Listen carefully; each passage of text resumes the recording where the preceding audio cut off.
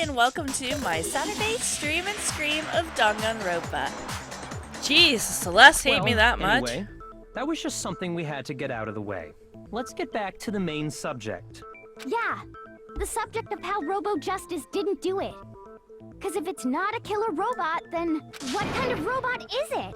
I'm not sure What? that really matters. I'd be happy to explain why the occupant of the suit couldn't possibly be the killer. You mean besides the fact that he couldn't bend at the waist, or the fact that he had absolutely no blood anywhere on him?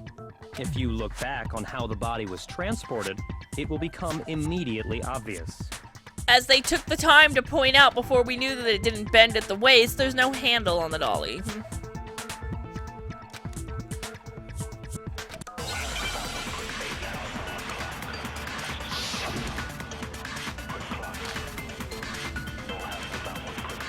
As we know, Taka was killed in the equipment room.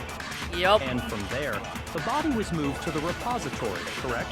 Yeah, Yup. the culprit wrapped the body in the tarp, then loaded it onto the dolly and wheeled it off, right? Now, keep in mind that the dolly doesn't have a handle.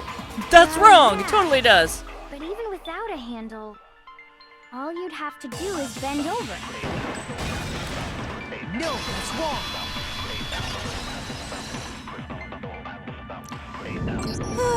You're absolutely right that you could push a dolly without a handle if you stoop down low. Why couldn't he just kick the body? Like, he puts a tarp on the ground, kicks the body to roll it onto the tarp. The tarp's long enough that if you just held onto the edge while you were doing it, you should be able to theoretically move it with the tarp, right? Then lift it by the tarp, because you can still bend at the knees, you just can't bend at the waist. So you lift with the tarp, put it on the dolly, and then you put your foot on the body and you kind of ride it like a skateboard out of there. But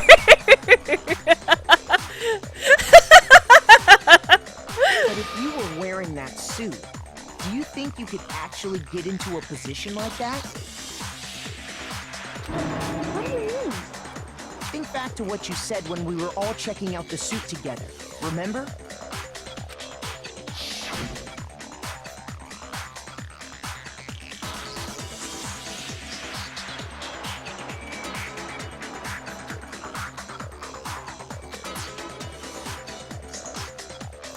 Remember, you totally can't bend at the waist. When you're in that suit, not only can you not see your feet, but you can't even bend at the waist.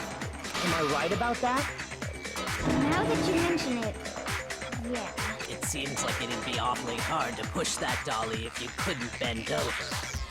Well, what's to stop you from simply pushing the Hey, Celeste! When you can't even see your feet?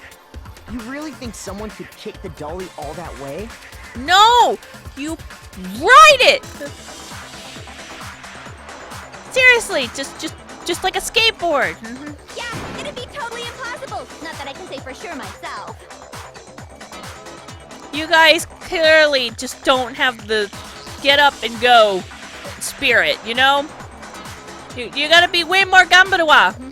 On top of that, if you were wearing such a rigid, cumbersome suit, it's very unlikely you would have the dexterity to go about wrapping the body in a tarp. You lay the tarp down. You kick body into tarp with your foot. You bend at the knees, grab tarp. Well, I mean, isn't that just a matter of taking off the suit when you're ready to move the body? There was absolutely no chance that the costume was taken off just to move the body because... I got it! I don't think taking off the suit was an option. If you remember...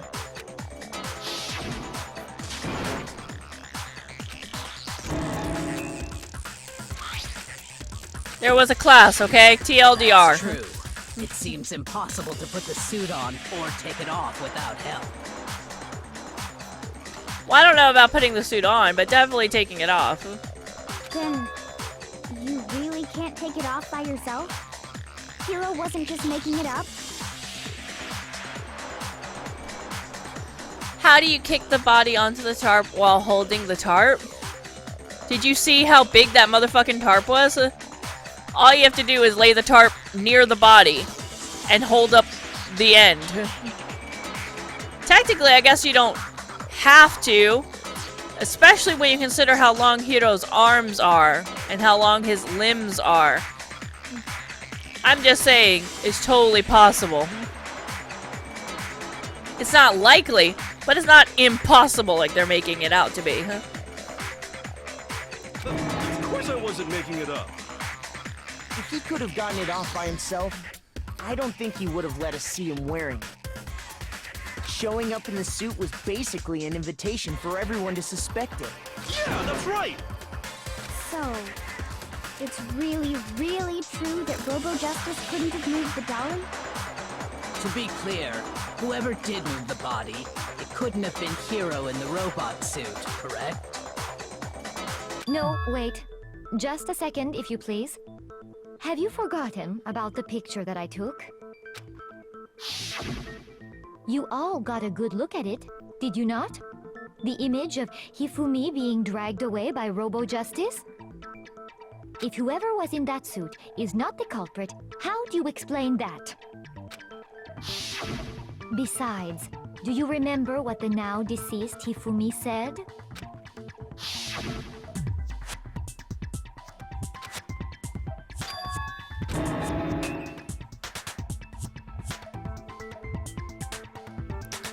I like how Robo Justice is what he decided to call him just now. So long as those facts exist, the proper conclusion is beyond question. The individual inside the suit and the culprit are one and the same. It was Hiro, without a doubt. Yeah. Yeah, that's gotta be right. Hold on a second. It's still far too early to reach that conclusion. Besides, there's no hurry to decide who did it. Before we rush to a verdict, shouldn't we explore every single possibility? Instead of seizing on one viewpoint, the truth is uncovered by analyzing things from every angle. Perhaps, but where do we go from here?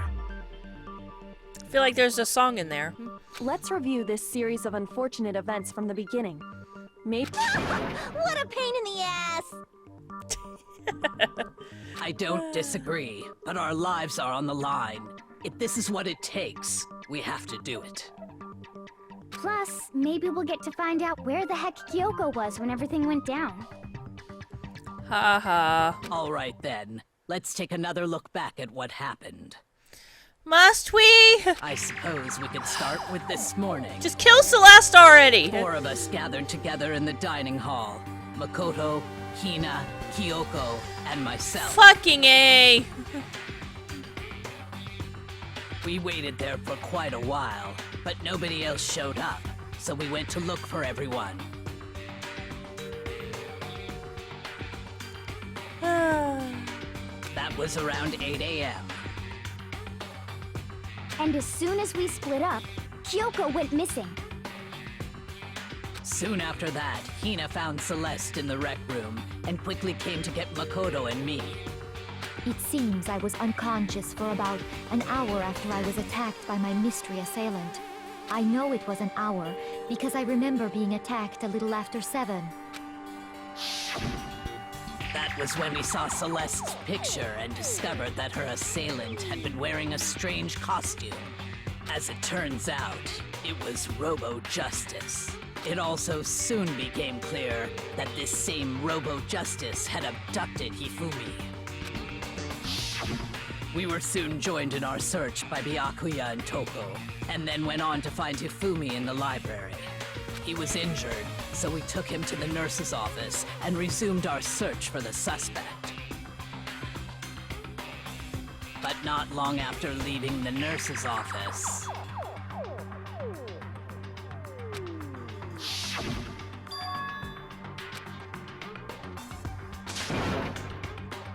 I saw a shadow! Split up and searched the second floor. And soon after that, I saw someone moving around on the 3rd floor, and I yelled out to everyone as soon as I did.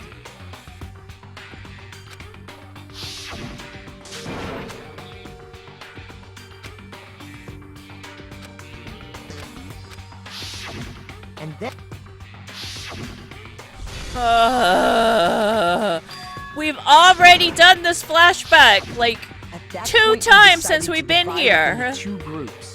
We've only been doing this for 2 hours. How bad a memory do you guys think that we freaking have? This right here, this is why I didn't watch Naruto. Because it was like episode 15 or something, and it literally did a flashback to something that happened 5 minutes ago. And it wasn't like a 20-second flashback. It was like a 2-minute flashback to something that happened 5 minutes before it. I never made it through another episode after that. In fact, I didn't even finish that episode. That was it. That was it. I drew the line, walked away.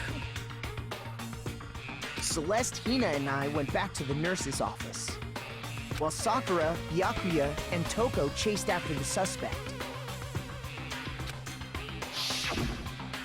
When we got back to the nurse's office, we found Hifumi dead. And that's when we heard the body discovery announcement. I left Celeste and Hina there and headed back to the 3rd floor to let the others know what had happened.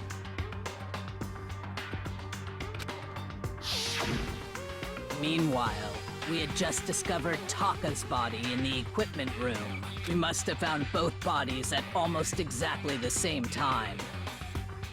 Because we heard the same announcement not long after we discovered his body. Yeah, it's the same reason why I've never watched Bleach. And as for One Piece, I never watched it because I could never get behind the art style. I didn't like it. And that's when I told you guys about Hifumi. Then the 3 of us headed for the nurse's office. But right after we left the physics lab, I never got past episode 4 of Bleach. It was just so, like, draggy. we ran into Celeste, who'd arrived after us. And she told us something very surprising. Actually, it might have been a little bit further. Maybe closer to, like, episode 6 or something. We rushed back to the nurse's office and saw that she was Never right. watched Fairy Tail. Then we remembered we'd left Toko passed out in the equipment room, so we hurried back again. You know what I'm actually super into right now? ReZero. Holy crap, I love that anime. It's so fucking dark. It's great. It starts off really lighthearted and kind of stereotypical in a few ways, but it gets so dark so fast, and it's just, I love it. I love it. And I love the fact that the main character is not a Mary Sue. Fucking love it. Like, that was one of the reasons why I didn't like Sword Art Online, and I never made it into the second season. Because, there you go, you were actually just talking about it.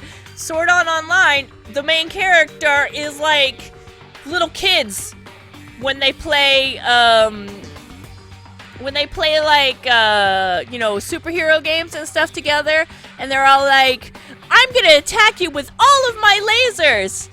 And then someone else is like, oh yeah, well I put up a force field to protect me from all of your lasers. And then the other kid goes back to like, oh yeah, well I just happen to have my invisible T-Rex that eats force fields. Nuh-uh! Yeah-ha! Nuh-uh! That's pretty much Sword Art Online right there. Main character is like Superman. He just fucking makes up superpowers to fit whatever the problem is right then and there. Oh yeah, well I just happen to be able to fly so fast that I can turn back time and save Lois Lane. Nuh-uh! Yeah-ha!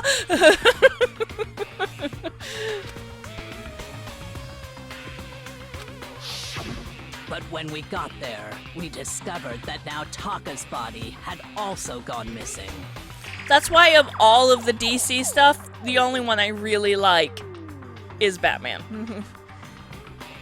Next thing we knew, we were searching the school for 2 missing dead bodies. And after some time... Celeste informed us that she'd found the bodies, and we all headed to the repository, which is where we rediscovered the corpses. I think that about covers it. I see. The whole thing sounds exceptionally complicated. It certainly seems to me that these are not a simple series of connected events. Okay, well, if that's true, then what? Rather than a single series of events, I think we have to consider each murder a separate situation. And from there, we can uncover the contradictions surrounding all of them. Now then, let's get started, beginning with what happened to Taka.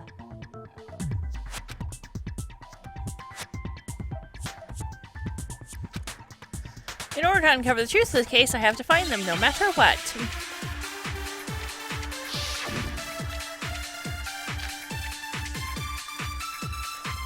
So, regarding Taka's death, I wonder if he died before Hifumi, or perhaps it was after? We already know what order they were killed in. Taka came last. Oops, why do I keep... What makes you say that? I keep putting A when I mean to hit Y, Because but... of the numbering of the Justice Hammers. It's That's true that kind of an Hifumi was assumption. killed with Justice Hammer 3, while Taka's death came from a swing of Justice Hammer 4. See? So it's obvious Taka came after.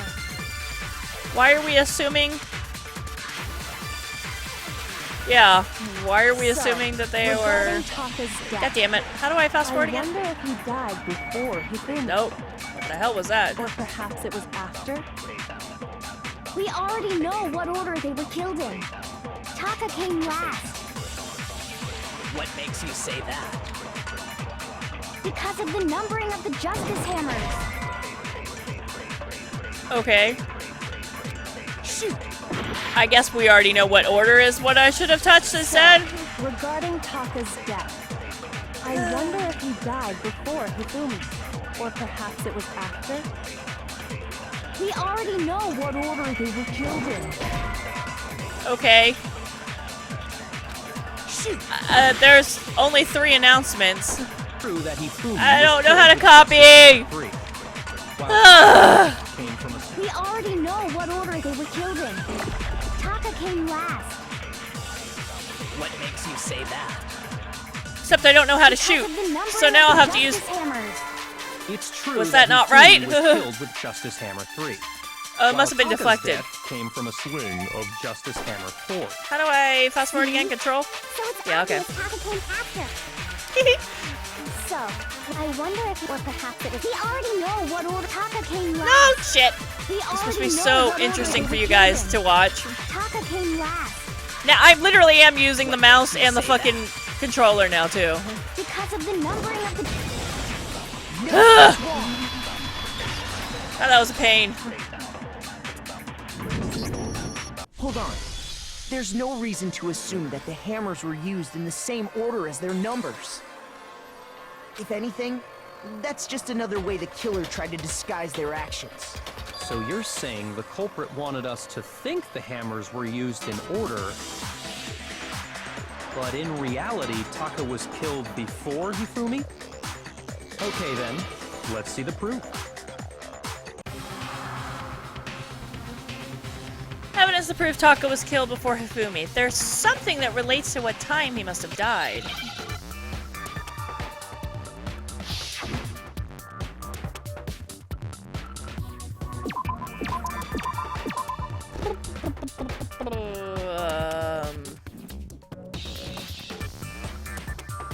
What the hell?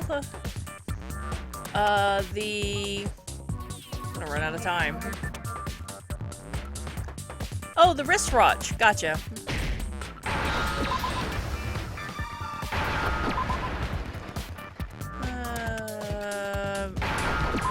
W. We need an A. Need a C. Ah, come back, C. Aw, you suck, C. Whoops. Ah! There's the C. And we need an H. Give me an H. H, H, H, H. I can't. Aw, fuck you, H. Okay. Now I understand. I don't need hearts, right? I got it. Taka's wristwatch. See? Look. It broke with the hands pointing just past 6 o'clock. It must have gotten broken when he was attacked by the killer. Because as of last night,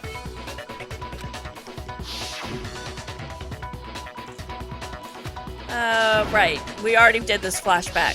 Thanks. so if it wasn't broken after 6 last night, Then he must have been attacked around 6 this morning. And that would be his official time of death. Telltale's Batman has a crowd option like the If Jack that's Pack true, thing. Then he was killed. So yeah, so we can vote on who killed Batman? And before Celeste was attacked this morning, which happened around 7. That's right. Taka was killed before any of the other incidents took place. That simple fact slipped past all of us. We made the wrong assumption about the order of events, all because of those justice hammers. That's exactly why the culprit wrote the numbers on each hammer and had them increase in size. That way, when we saw how they were used in each incident, we'd easily make that wrong assumption. Now, if Taka was killed around 6, then everyone's alibis for his murder go out the window. Because when he was killed, we hadn't met up in the dining hall yet. That may be true in the case of Taka's murder, but all of our alibis still hold true for Hifumi's death. That's right. With him, at least, we're all safe. Not really. You're assuming that he died the first time. We didn't even die the second time. He died a third fucking time.